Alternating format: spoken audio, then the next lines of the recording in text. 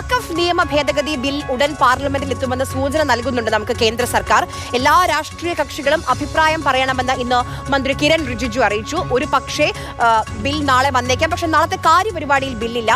കേരളത്തിലെ എംപിമാർ പിന്തുണയ്ക്കണമെന്ന് KCBC ആവശ്യപ്പെടുന്നുണ്ട്. വഖഫ് വരുമോ പാർലമെന്റിൽ എത്രയും പെട്ടെന്ന് എന്നാണ് അറിയേണ്ടത്. പി ബസന്ത് ഡൽഹിയിൽ നിന്ന് നമുക്കൊപ്പം ഏറ്റവും പുതിയ വിവരങ്ങളുമായി നമുക്കൊപ്പം ചേരുന്നുണ്ട്. ബസന്ത്, ഈ കശ്മീർ ബില്ലൊക്കെ കൊണ്ടുവന്നത് നമ്മുടെ മുന്നിലുണ്ട്. അപ്പോൾ കാര്യപരിപാടി ഇല്ലെങ്കിലും വരാനുള്ള സാധ്യതയുണ്ട്. അത് എത്രത്തോളമാണ്?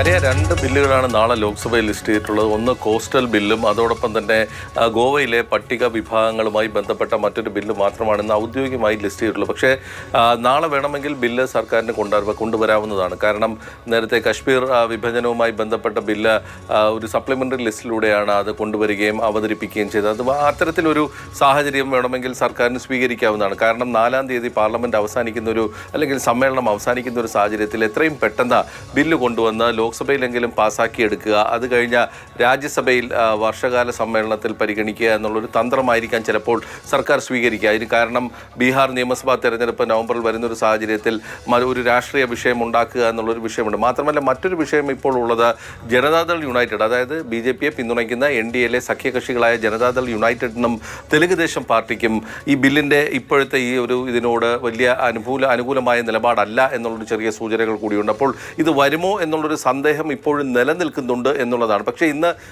പാർലമെന്ററി കാര്യമന്ത്രി കിരൺ റിജിജു പറഞ്ഞത് ഈ ബില്ല് അവതരിപ്പിക്കാൻ തയ്യാറായി കഴിഞ്ഞു, എല്ലാവരും ഇതിൻ്റെ അഭിപ്രായങ്ങൾ പാർലമെന്റിൽ പറയണം എന്ന് പറയുമ്പോൾ ബില്ല് കൊണ്ടുവരാൻ തന്നെ സർക്കാർ തയ്യാറെടുക്കുന്നു എന്നാണ് മനസ്സിലാക്കേണ്ടത്. മറ്റൊന്ന് ധനമന്ത്രി നിർമ്മല വിവരങ്ങൾ നൽകിയത്.